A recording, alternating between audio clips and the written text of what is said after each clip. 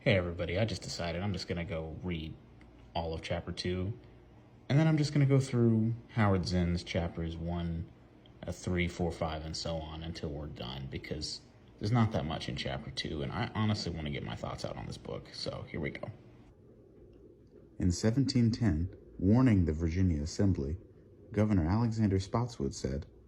"Freedom wears a cap which can, without a tongue, call together all those who long to shake off the fetters of slavery, and as such as insurrection would surely be attended with most dreadful consequences. So I think we cannot be too early in providing against it,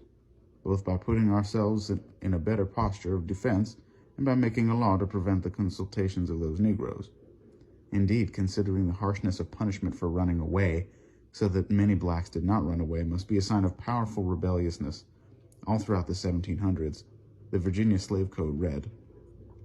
"Whereas many times slaves run away and lie hid and lurking in swamps, woods, and other obscure places, killing hogs and committing other injuries to the inhabitants, if the slave does not immediately return, anyone whatsoever may kill or destroy such slaves by such ways and means as he shall see fit.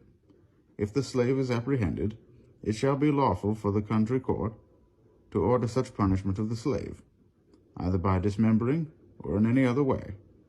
as they in their discretion shall think fit,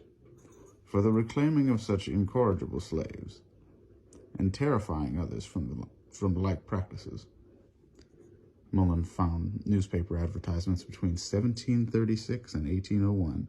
for 1,138 slave runaways and 141 women.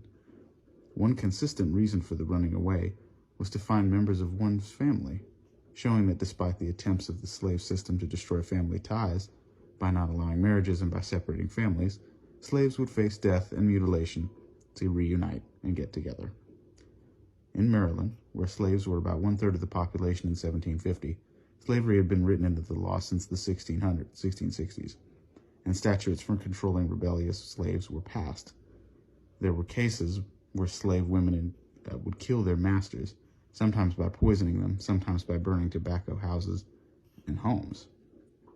Punishments ranged from whippings and brandings to execution, but the trouble continued. In 1742, 7 slaves were put to death for murdering their master.